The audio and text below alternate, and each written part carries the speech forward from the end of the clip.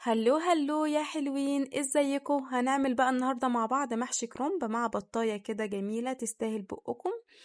دي النتيجه يا جماعه بعد ما خلصت، وهنقول بقى الطريقه واحده واحده مع بعض. لا محشي بقى طلع معجن، ولا رز طالعه من المحشايه، ولا اي حاجه من دي.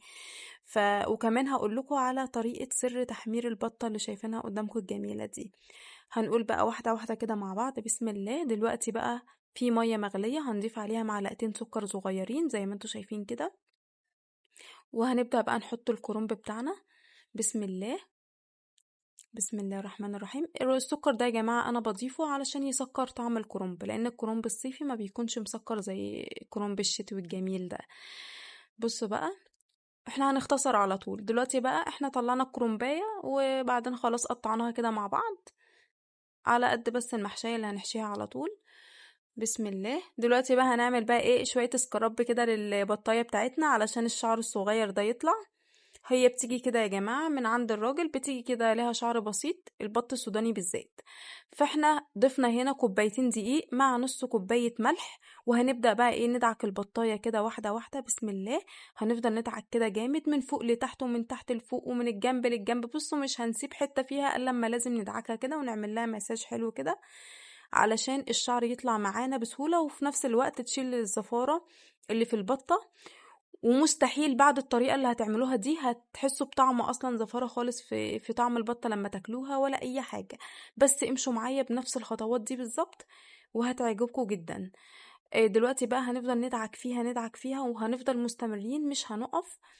واحدة واحدة كده. بسم الله. جبنا بولة فيها مية وقطعنا 6 ليمونات نصين زي ما انتوا شايفين كده. هنعصر نص عصرة وبعدين نحط الليمون في البولة. نص عصرة ونحط الليمون في البولة. يعني الليمون يفضل ان هو يكون جوه المية بتاعتنا اللي هننقع فيها البطاية، بيكون احسن ليها، وكمان بيشيل منها الزفارة بسرعة جدا جدا جدا. دلوقتي بقى بنعصر الليمون مع بعض. بسم الله.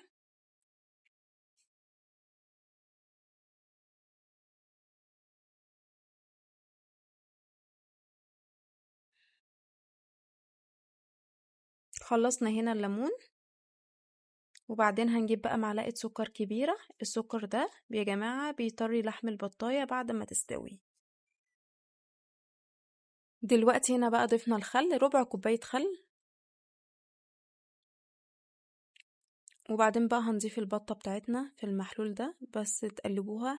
دلوقتي بقى ضفنا البطاية بتاعتنا. بسم الله. واحدة واحدة كده.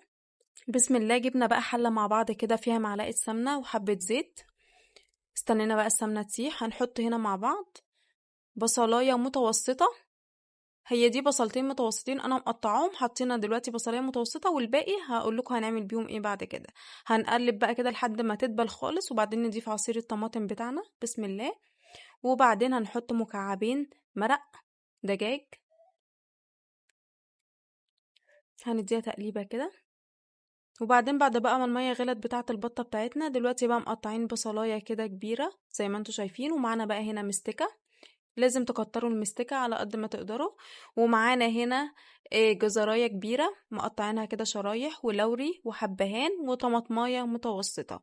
هنضيفهم كده مع المية المغلية مع بعض. بسم الله. انا بحب اسوي البط بتاعي او فراخ، بحب اسويهم في حلة الضغط عشان ما بياخدوش وقت مني وبسرعة كده. دلوقتي بقى بعد ما ضفنا المكونات هنحط بقى البطاية بتاعتنا. بصوا يا جماعة شكل البطاية بيضة وحلوة وجميلة ازاي. يعني ما فيهاش حتى شعراية كده، يعني نطفت خالص بعد اللي قلت لكم عليه في اول غسيل البطة. دلوقتي بسم الله ضفنا هنا بقى شوية مية كمان علشان الحلة تكمل.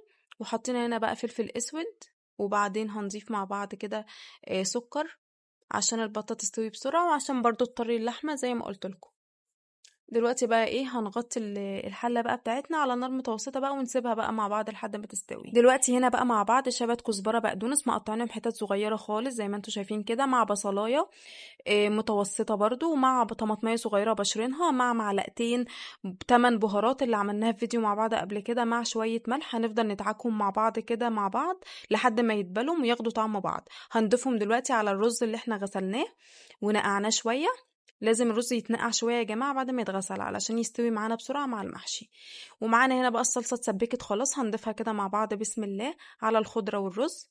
وبعدين هنحط هنا 2 معلقة كبيرة من معجون الصلصة بتاعنا علشان يحمر الصلصة بتاعتنا ويديها برضو ايه لون حلو كده. اهو بصوا بقى يا جماعة، بعد ما قلبناها كده بسم الله ما شاء الله لا قوة الا بالله، بصوا بقى اول لون ده بقى اللي بيبقى ينفع لأي محشي، بجد اللون جميل قوي. دلوقتي بقى حضرنا الحلة بتاعتنا، مقطعين بقى ايه بصل حلقات كده مع شوية عيدان خضرة من اللي كانت طالعة من الخضرة، مع ايه ورق كرنب كده فرشينه في ايه في أرضية الحلة. دلوقتي بقى هنحشي مع بعض واحدة واحدة كده إيه مع بعض كده يا جماعة. نعيد تاني طريقة الخضرة. أنا دلوقتي جايبة ربطة خضرة، كزبرة وشبت وبقدونس مقطعة حتت صغيرة، وحاطينه معلقتين التمن بهارات اللي احنا اتكلمنا عليهم في فيديو قبل كده، وبعدين حطينا معلقتين كمون صغيرين، وبعدين حبة ملح، وقعدنا بقى نقلبهم جامد كده ونفرك فيهم لحد ما كلهم يتبلوا كده في بعض. دي يا جماعة سر الخلطة بتاعتي بتاعت المحشي، دي اللي بتطعمها فعلا وبتخليها جميلة جدا. احنا بس لما الصلصة اتسبكت احنا حطينا مكعبين دجاج بس اللي ضفناه. دلوقتي بقى المحشي بقى بنحشيه مع بعض كده. لو عملتوا طريقة المحشي دي مش هتعملوها بعد كده الا كده علشان هي جميلة جدا، وكفاية بس ريحة التمن بهارات كده مع المحشي كانت مودية ريحة المحشي في حتة تانية، يعني جميلة ما شاء الله. دلوقتي حقشينا بقى الحلة مع بعض بسم الله ما شاء الله. البطاية كده خلاص استوت، طلعناها من الحلة بتاعتنا الضغط. جبنا بقى صينية مع بعض كده، حطينا هنا معلقتين سمنة، وحطينا هنا معلقة صغيرة من البابريكا. مش حاطة صلصة بقى ولا كاتشب، لان عشان طعم البطة ما يتغيرش، الكاتشب والصلصة بيخلي طعم البطة متغير قوي، فالبابريكا بس هتدي لون لتحمير البطة، يعني اللون بس، احنا محتاجين لون مش محتاجين طعم البطة يتغير.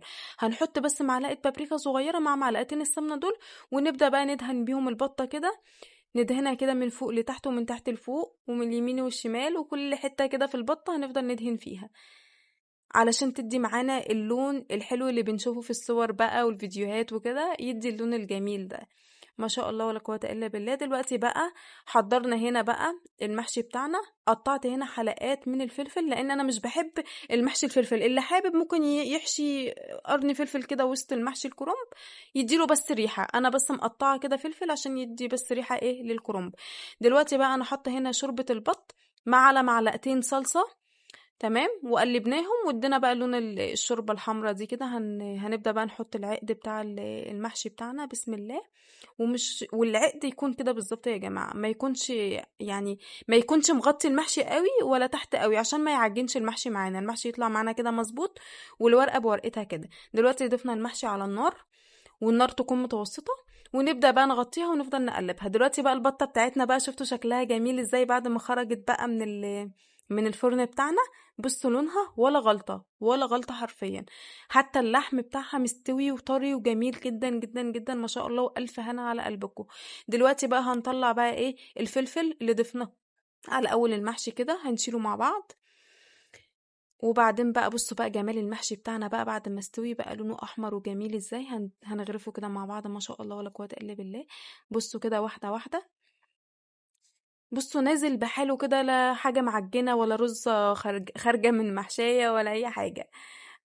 بصوا بقى هنا بقى البطة بتاعتنا بعد ما استوت كده، بصوا شكلها جميل ازاي مع بقى محشي الكرنب بتاعنا. يا رب يا رب يكون الفيديو عجبكم، ولو في أي أسئلة ممكن تسألوني وأنا أجاوب، ولو في أي حاجة ممكن تشاركوني بيها. مع مطبخ بنورة، يلا باي باي.